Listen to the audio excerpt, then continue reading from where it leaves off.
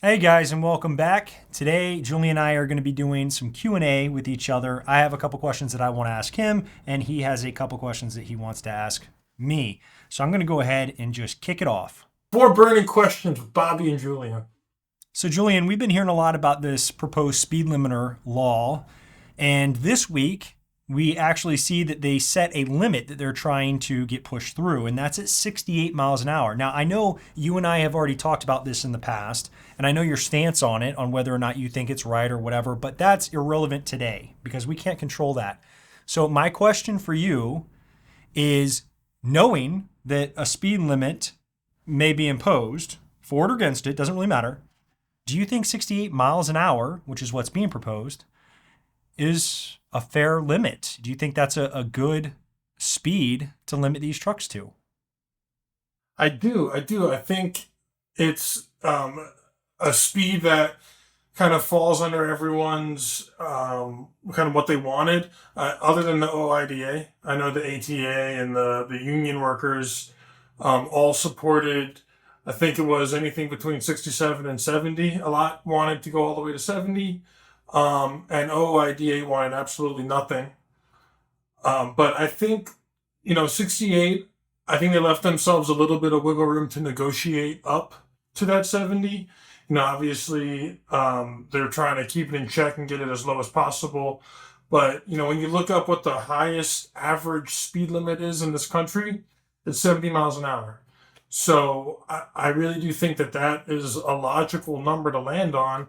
It's really hard to argue, um, you know, the ability to speed over what the average national speed limit is, especially if you're a big rig, truck hauler. So I think it's a logical number to land on. So if it seems like this isn't going to happen. It doesn't seem like the OIDA is going to get their way with absolutely nothing.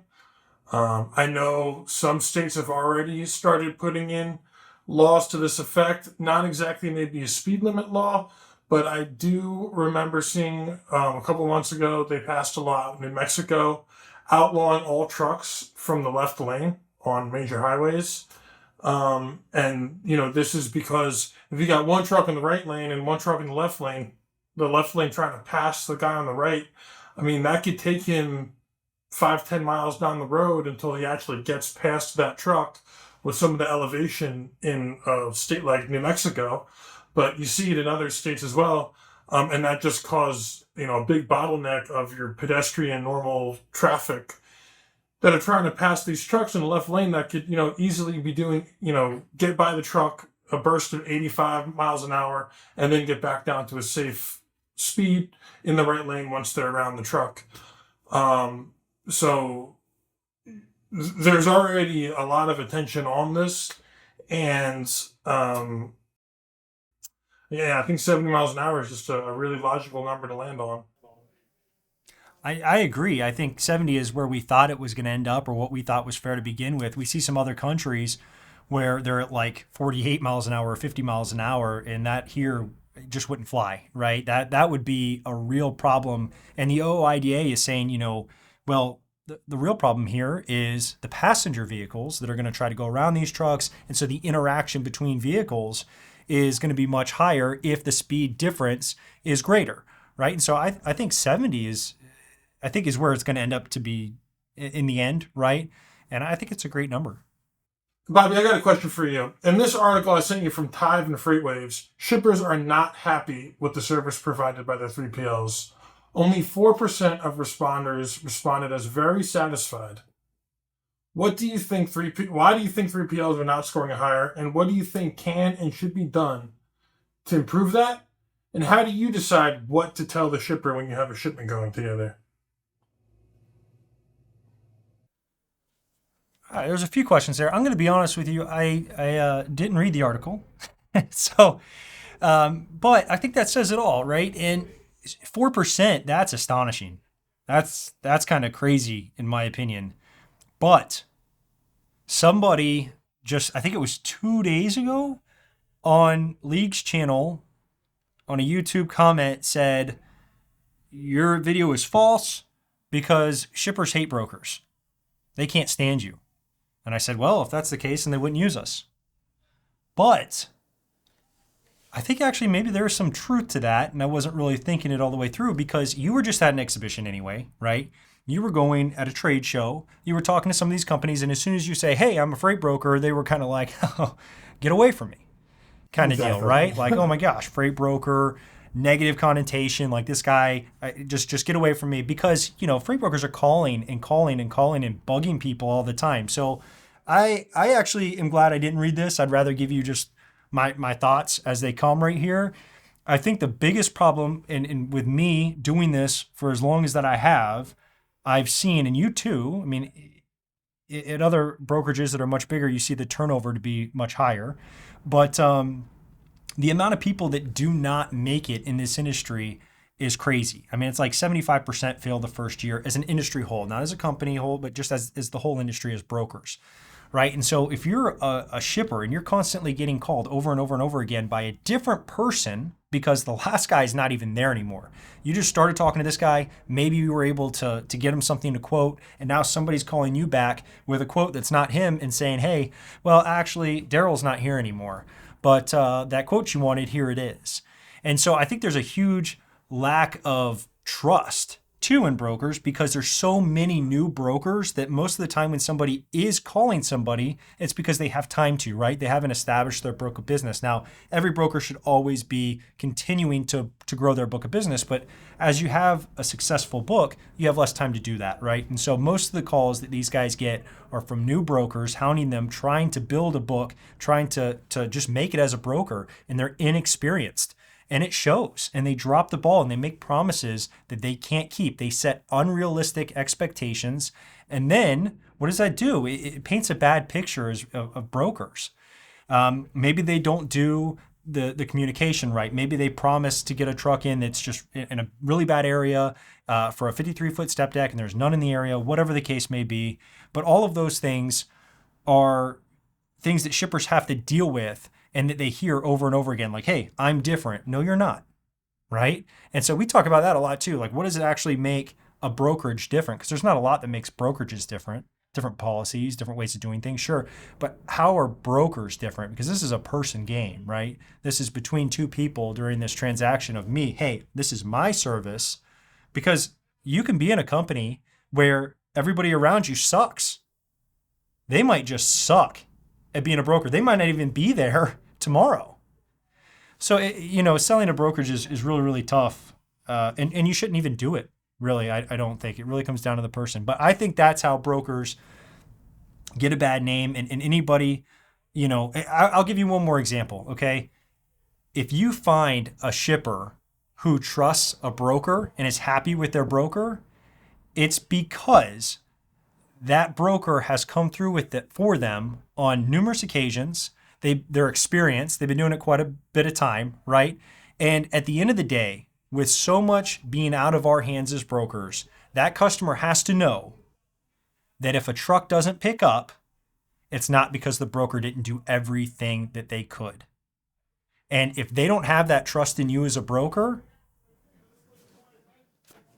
you've got nothing. You don't have a dependable client. You don't have a customer that believes in you. And so that's what it takes. If you can call yourself a successful broker if you drop a load, if you don't come through for your customer and they're not upset because they know that you did everything in your power because they know you. And so why is there a 4% approval rating? Because 96 brokers out of 100 don't have that faith from their customers because they haven't earned it. I can't agree more with everything that you just said and then some. Personally, I think there's a lot of sifting through this article I can probably do to get down to the nitty gritty of what kind of customers these were that were surveyed and stuff like that. But I'm willing to bet it's amazing how often we sell our brokerage service. And, the prospect of the customer we're talking to is asking us for maybe LTL service, So I wouldn't be even shocked if a lot of these respondents were responding to, brokers that they're working with that are moving LTL shipments. That is my number one issue when I'm being offered business for LTL. It's like, hey, I'm a broker. I already barely have control over anything going on as it is. You know what I mean? So our best ability to provide a good service to you is to eliminate as many variables as possible. That's how, we found a good niche with what we do at our company. But the second you start working with all these LTL companies and terminals, and I have an LTL going right now where the tracking has been accurate all day. You're going through the rep at the LTL company who's going through the actual LTL company. And, you have to wait for everyone to get back to you. And it's not only we can't provide good. It's not that we are choosing to ignore the service there, but it's physically that I can't. I don't have the updates. I don't know where this pallet is. So I would be more willing to bet if brokers focused more on truckload and tried to push that business to work with the LTL companies directly, which I always recommend. Hey, we're here to be a logistics solution. If you want the best rate and service for an LTL shipment, call FedEx. Truth be told, it's less stress in my hair, and you'll end up probably paying less and getting better service. You want to sell yourself on being as close to the shipment as possible. So, knowing the trucker you're working with and then going from there. And also, I know when I get emails to schedule things, there are times you see the letters, please call ahead. They get bigger and they get bolder. And then you see them they're italicized. Then next time they're underlined. Brokers are winning loads. And as soon as they book it, it's on to the next thing. They forget about it altogether and they're booking their next load. They're not worried about making sure that truck got empty at the previous delivery and on the way. And if they do get held up, update the customer, tell them, hey, the truck got held up, or hopefully you can recover the load by then and you don't have to say anything. But, when there are delays, when you do have to schedule a delivery appointment, those are the easy things that brokers forget to do. And it derails a person's whole day. If you forget to make a simple delivery appointment, just call ahead 24 hours in advance. And you didn't do that. Now the truck shows up and you're calling your customer, bitching, moaning, saying it's going to be more money or a layover, when this whole thing could have been avoided with a 10-second phone call, got their hours, give them the PO, and got the load scheduled. The devil's in the detail. And I was personally astonished with 4% of customers being satisfied with their 3PLs. So I just wanted to talk, and share each other's thoughts on that. That is a shockingly low number, and I would like to see the context and what makes up them and what the survey, included, what kind of companies they were. That'd be awesome, because honestly, whatever kind of companies those are the ones we need to be calling. So yeah, there's a lot of opportunity out there. There's two different parts of a broker's job, right? And so when you're cradle to the grave, anyway, that's what I'm talking about, cradle to the grave, is, you got to go out there, you got to do the sales part of it, and then you have to do the customer service part of it. And that's the communication and operations, right? So you're really three jobs. You got to go out, you got to sell, you got to cover, and then you got to communicate. You got to update the customers. And so that's the problem with cradle to the grave. But even though it's flawed that way, it's still probably the best structure, because the customer relies on one person for everything. And so that trust factor has to be there. Now there's other things. The Chicago split model is what it's called, right? And that's when you have a sales rep who goes out and all they do is sell. And it's a sales guy. Hardcore sales guy goes out and he says, hey, we're going to solve all of the issues that you're having, XYZ. Then they give that to their company, right, who assigns it to a customer service rep and a carrier service rep. And so the customer service rep communicates with the customer directly and the sales guy for about the first 6 months to a year to make sure everything transitions well, right? And that they like the guy that they're giving it to. And then the carrier ops guy is making sure that his team is covering those trucks. That's a great model. It really is. And I know why companies like that model so much, because it's more beneficial to the company.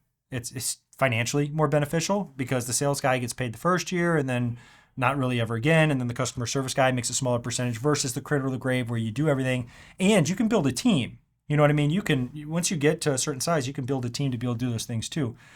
But That Chicago split model is becoming so popular now. And it makes sense. It really does. Not just for the company and everything like that, but it makes sense because a sales guy sells, right? And a communications guy, a customer service guy is good at that. And so what they're doing is they're putting the right people, operations. If you're an operational person, they're putting them in the right place that suits their personalities and what they're good for, right? In this whole operation. And so it makes sense. It's so hard to say. I think that also, as good as that is, might also be contributing to the fact that customers have less trust because they have so many different points of contact. They can't get the right answer. They don't know who to go to, and they just feel kind of lost. Maybe they're reaching out to that sales guy. I know anytime somebody comes and they try to sell me something, especially when it comes to software, right? It's like, hey, I'm going to be your point of contact until I sell you, and then, hey, here's your point of contact. And then, hey, if you have any actual problems, though, you're going to want to reach out to support. And it's like,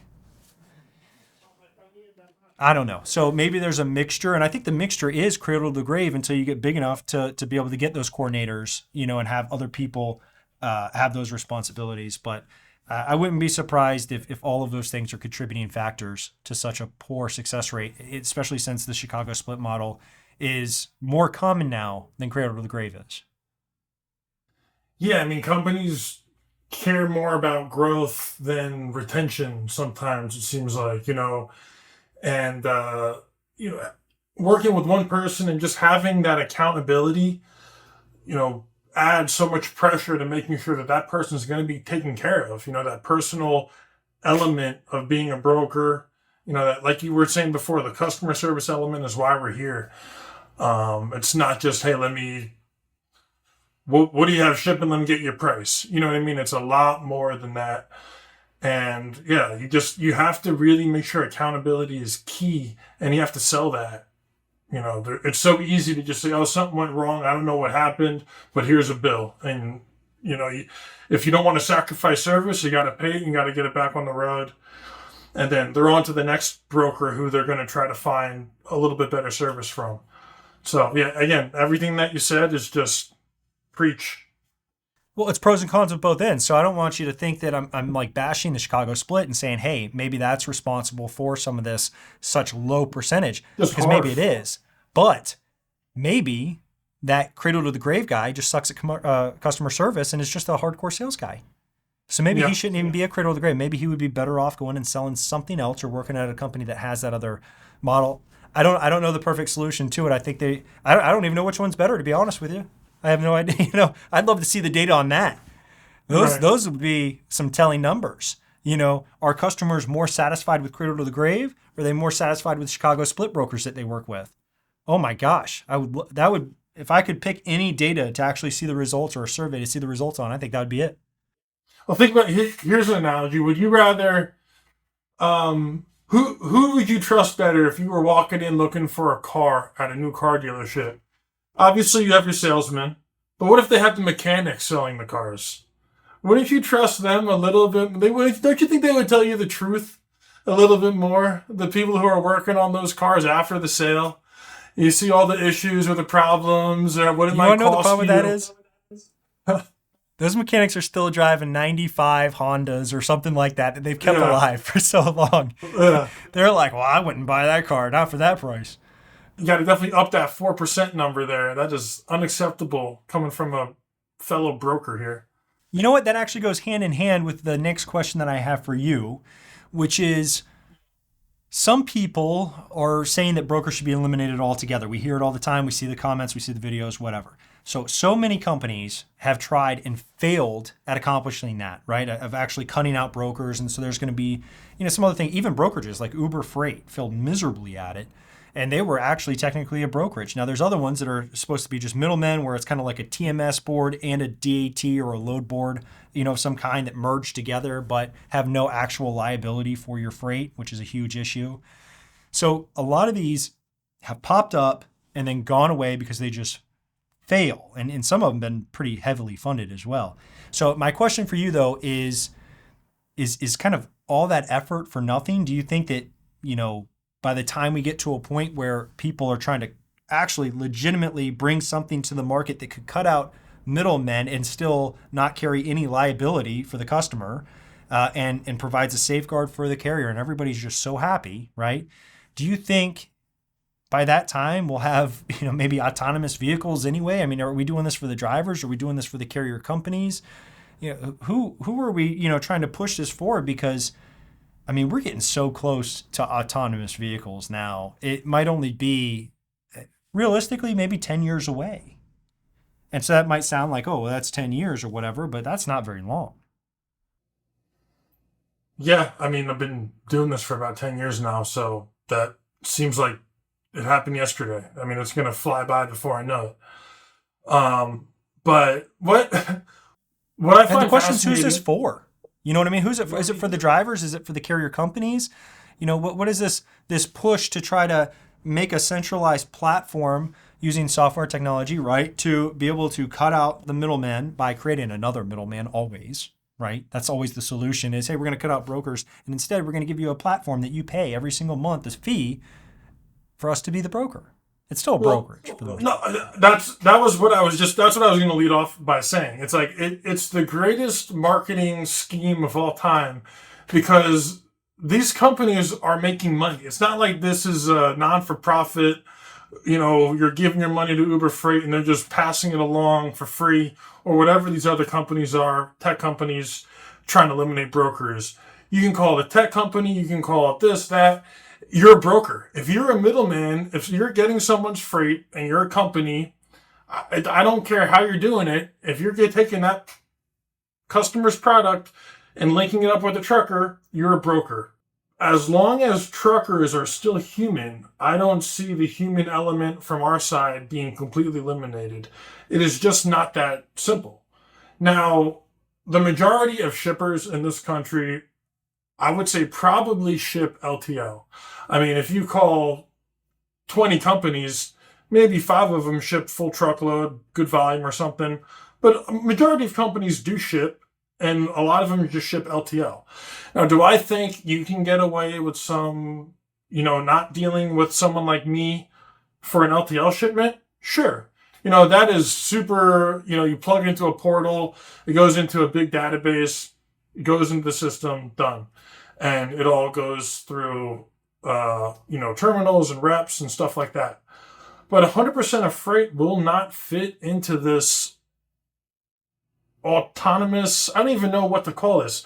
Is it just, are we like looking at autonomous shipping? Or are we just looking at getting rid of brokers and it's just a computerized load board with human drivers on the other end? I don't see how the mix, I don't really know what the end goal is other than just trying to get rid of brokers and tell everyone that world's better. They have no proof of this. Go listen to our other podcast about poof, what if brokers went away tomorrow and what would happen? Because there's a lot more to it than just plugging in your details in a portal and the truck coming and delivering. If you do get full truckload, if you're a Pepsi or Coca-Cola or a Budweiser and your freight isn't extremely essential and it's kind of repetitive and you can just ship it out in full truckload, send it out across the country, that kind of stuff, I can see it working. But there's just too many manufacturing issues where a truck is needed at odd hours or at last second, where you can't rely on plugging it into a system and just, I don't know, is it going to be a wheel? Are you going to just keep on clicking refresh until it says truck is booked? I mean, how does that work when you have an essential shipment that needs to go here and now? You've been waiting for it to get ready. You finally got the green light and it's got to be out the door before the end of the day. Are you going to rely on an app on your phone to do that? Or are you going to call a human being to call another human being and say, get here in 2 hours, get it there tomorrow? Or call 100 still human think beings, right? That's what a broker's going to do. They're going to call as many people as they possibly need to be able to get your freight picked up. Yeah, it's still, I mean, the old way is sometimes still the best way. With the push to how everything is so digital, I mean, it's the logical answer to try to do it yourself. But, I mean, you got a ton of people working in these industries that have been working in these industries forever. Trucking is a very blue-collar kind of generational job, you know, and to work these programs, it might take another worker to now work the program. It might take additional training. Like you said, you might not get insurance that you need, you know, working with these companies. Now you have to get your own insurance and do that whole mess. Again, it's just, they sell you as the simple move, the streamlined, oh, just here's our system. And I don't think these programs are cheap. You know what I mean? Uber Freight, companies like that are, I guess you kind of probably pay per shipment. I don't know exactly how it works. I assume they just work like a regular brokerage. Yeah. But you have other companies where you have to download all these softwares. And I mean, anyone in trucking knows trucking software is the most complicated, expensive software you can make. I mean, it's notorious for being a complete nightmare for tech companies, logistics software. There's sometimes the old ways are the best ways. I don't think that we're going to see these things really catch on until trucks are autonomous. There's too much human element from all sides still. You know, the warehouses can't produce the goods at a predictable enough rate for all these companies. It's just, there's too much unpredictability for computers. I just want to say, you mentioned before that no matter what the strategy, it's always a brokerage, right? So to be fair, there are some out there that are trying to do things that wouldn't necessarily, I guess, be classified as a brokerage. Still have their own problems, right? But basically they're saying, hey, you're going to pay us a monthly subscription. You can post on our boards and we can link you up. You can see the matches, right? And then you can track your shipment all the way through. How is that any different than any of the load boards today, besides maybe being able to track your shipment all the way through? So it's basically like a TMS and a load board in one, right? You pay a monthly fee, you don't pay anything else on top of that. But who sets up the carriers? The shipper. Who's liable? The shipper.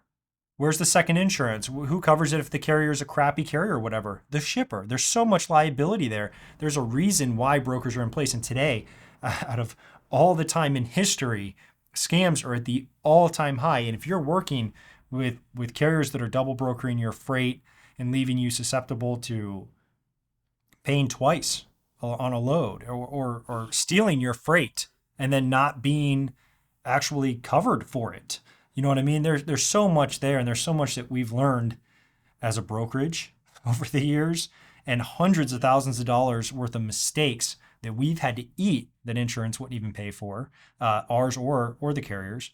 And so those are all lessons that I think, you know, shippers better be ready for. But I think shippers already know better. You know, all these new ones that keep coming in, all these new tech companies that keep coming in and failing, it's like they're not learning.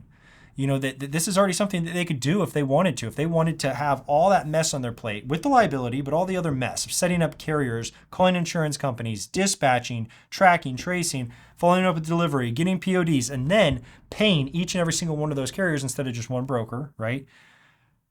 Good luck to you.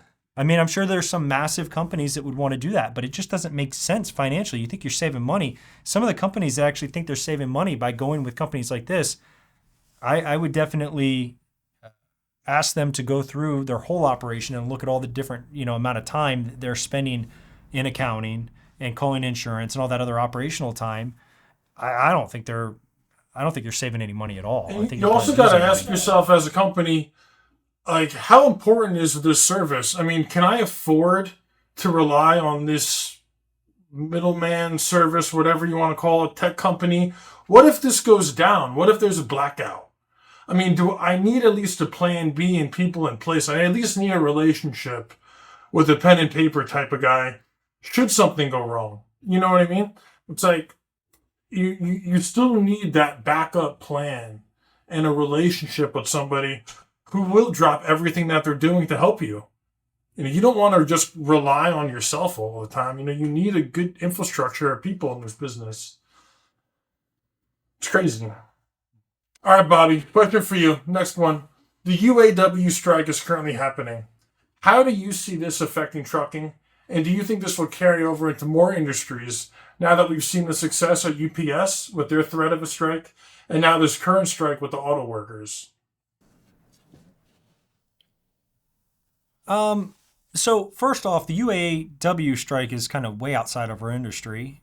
The auto worker one isn't, I guess, so much or whatever. And the UPS for sure, that's right at home. But they are much different. And I'm pretty sure the writer strike is the part of it is already reached agreement. I'm not really sure. But out of everything that you actually just said, oddly enough, I think the UAW is one that I'd want to talk the most about, which is a really, really odd thing. Because you got UPS. UPS is a company, right? And it's not an industry. It's a single company.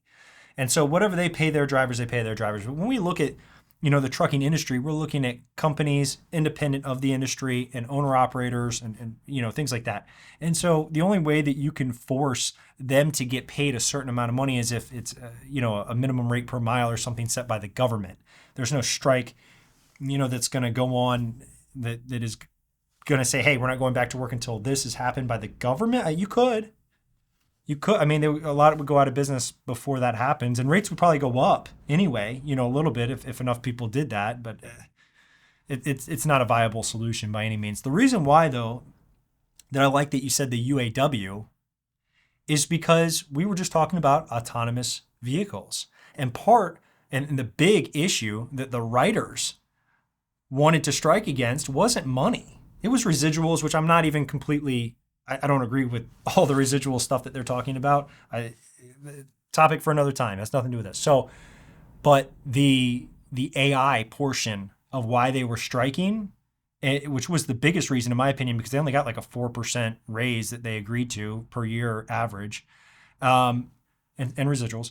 But the striking out, the part that says, hey, you're not allowed to use AI to write scripts, to write anything to do with movies, and that's agreed to. That is what drivers need to do if they want to have a future here, because the Tesla truck's cool. You're going to start seeing a lot of those on the road, and every single time you see one on the road, you know that somebody's funding themselves losing a job eventually, which is crazy. Hey, I bought a Tesla. The company that's trying to replace me, trying to take my job. That's the fact of it. It really is. Nothing against Tesla. You can say same thing about Uber or any of those other, autonomous vehicle companies. So if we're looking at a strike, that is what needs to be the topic. Now, that's not going to solve the global problem of autonomous vehicles. The rest of the world does not care if we strike. Okay, that's still going to go happen. China's still going to keep pushing autonomous vehicles. India, everywhere else is going to do that. Can we maintain it here at home? Well, our cost of goods will be a lot higher than everybody else's. How will that affect us on a global scale versus everybody else? It's going to cost us a lot of money for our goods compared to other people who are able to just go lower. Who knows? That's my answer. Who knows, Julian? Well, from what I've listened to and read about the strike, it's a lot about, like you said, autonomous trucking companies like Tesla and these battery companies. These are what we're leaning towards as a country, are moving towards these type of vehicles. And these companies are non-union. They don't work in Michigan. They work down in the Carolinas, and I listened to a podcast where they were talking about how Hyundai has plants in America. They're very anti-union, and they're a major car manufacturer. You see a ton of Hyundais, Kias on the road now, and all those are made by non-union workers. Now, there's two sides that are fighting over these union workers. One is the right is saying we're not going to do Teslas. We're not going to, don't worry about it. We're going to keep making these old-fashioned combustion cars, and we're going to pay you guys an affordable rate. And the other side of the aisle is saying, no, we are going to force these battery Tesla, these autonomous vehicle makers to allow unions so that you guys can start producing these battery powered autonomous cars, that whole sphere of things rather than the old fashioned combustion trucks and cars. So I think decades down the road, you might see truck drivers have to learn, maybe before they go fully autonomous, but maybe now the combustion truck gets phased out faster than we might think. And now a lot of battery powered trucks are being built now. Now, I don't know if that's going to happen, but that's you saw Biden was in Michigan this week, and that's the promise he made to these workers. He marched right with them, first president ever to march in a picket line. And you had Trump there last night saying, forget about it. We're going back to the combustion vehicles. So I think you're going to see a lot of movement over the next election cycle here about what's going to happen with these car plants in Michigan. And with that, you got Mexico is our number one auto part making partner. And I don't know how that's going to affect the partnership between the plants in Michigan and the Mexican car automakers. But I definitely think there'll be a little riff in the logistics side of things in the near future. But I think we both agree that it's going to kind of be a bigger picture. We're going to see it over the course of the next decade, how we're going to handle the auto worker, union, and what the solution is going to be. Julian, as much as I'm for electric vehicles, today it is not a viable option or any time in the near future for them to actually take over the transportation for the company. It just wouldn't work. They don't have the range. They don't have the charging capabilities that they need. They can't just charge off of these regular car chargers either. It's a whole separate network that needs to be made they're called mega chargers. Yeah. That's what it is for a Tesla Semi. It's called a mega charger. They're nowhere close. I think electric vehicles are great. I think they're the future. I think they're great. Autonomous, probably, the same story. I like having control of my vehicle. So I'll turn that off or I'll buy an older car, one or the other. But I will say this. We're not going to get political too much, and say, hey, who am I voting for or this or that or whatever. But just as an unbiased or whatever, whether Democrats win, Republican win, it doesn't.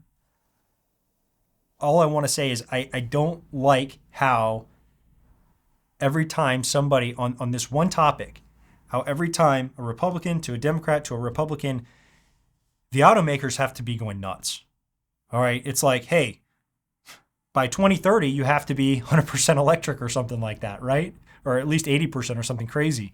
And then the Republican will come in and say, I don't even want to see an electric vehicle on the road. So I don't care what side you're on. The automakers need a little bit of just promise saying, hey, we need a clear direction here because this is going crazy. Now, I personally do not believe, not saying I'm against Democrats at all, but I don't believe Biden is going to win another election. And I hope they put somebody else in his place to run because it just is what it is. As far as I'll go there. But automakers deserve better than what they've been getting between the last, two presidents. It's just too much back and forth. They don't know the direction to go. And, it's like, hey, they jump on with Biden's plan and Biden administration's plan. And they say, hey, okay, that's fine. We got our direction from this administration. We're going to invest billions and billions of dollars. And then another administration comes in and says, hey, that money's all gone because if you want to compete and sell your vehicles, there's no way in hell you're going to be able to do it on that plan because I'm getting rid of all this and everybody's going to go back to what's the cheapest to make, which is what we already have. Automakers are in a bad spot. Bad spot. So I think if I'm an automaker, I just want something to stay the same. That's it. So whoever's in now is probably who I want to keep going because I just invested tons and tons of money that maybe I didn't even want to, but I had to, and it's already invested. It might just be a dying industry. The way you make an electric car as compared to a combustion vehicle, you don't need half the stuff in under the hood. You know what I mean?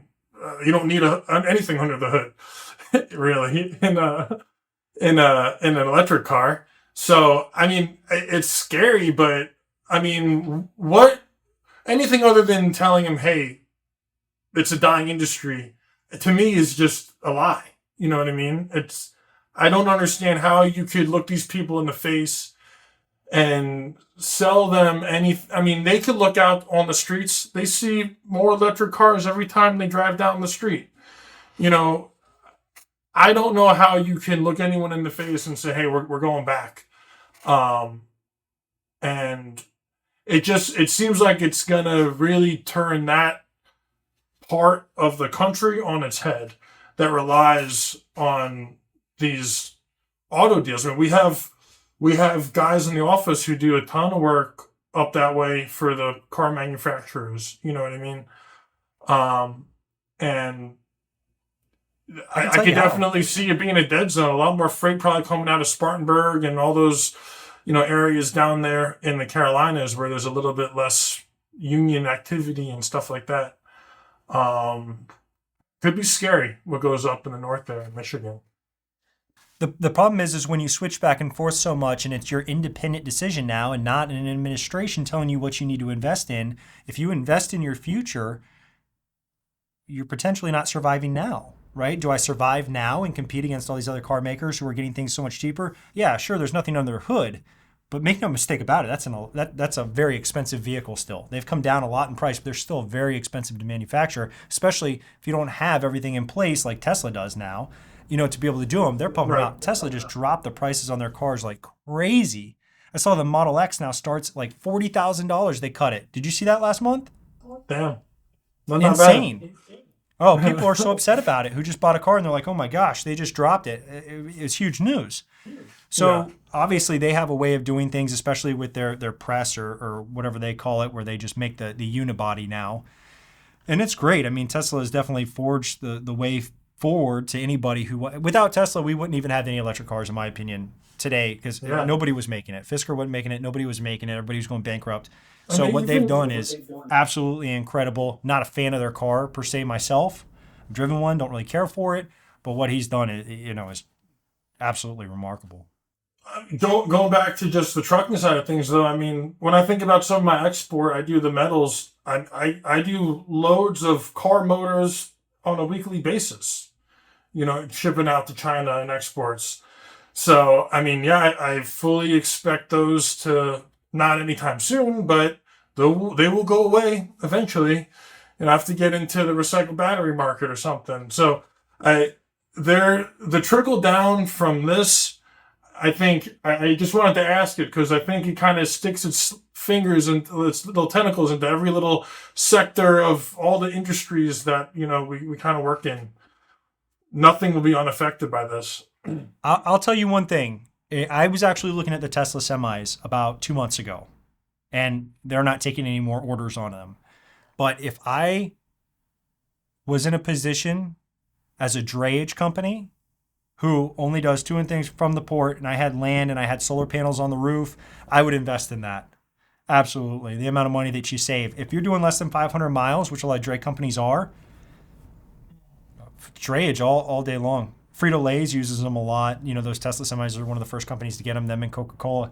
But yeah, you're a drayage company. It's cheaper than $2.50 a gallon. And what are we at now? Almost $5 a gallon here in Florida. It's about $5 a gallon. So it's literally twice as much to be diesel right now than it would be to be electric. So that's hard to keep up with. That's a great, the things are expensive. I think they're like $250,000 or something like that for the truck. But that pays itself off real quick when you're paying half the price of fuel. Yeah, it's a tough sell right now to look, at another decade of heavy-duty car manufacturing like we're used to. I think we're going to see a lot of changes in the next 10 years that'll affect everyone. Last question I have for you on this topic. If trains came out today, how upset would people be that they're trying to take their jobs? Right? Autonomous on the track. Time rotates. I mean, yeah, I think there's a push to go back to more trains now. I mean, if there's a better way to control and track the service, that's still probably the most efficient, best way to ship anything. Throw it on the rail. Now, how much do you know about the UAW strike and what's going on with it? Enough to give an answer. Okay.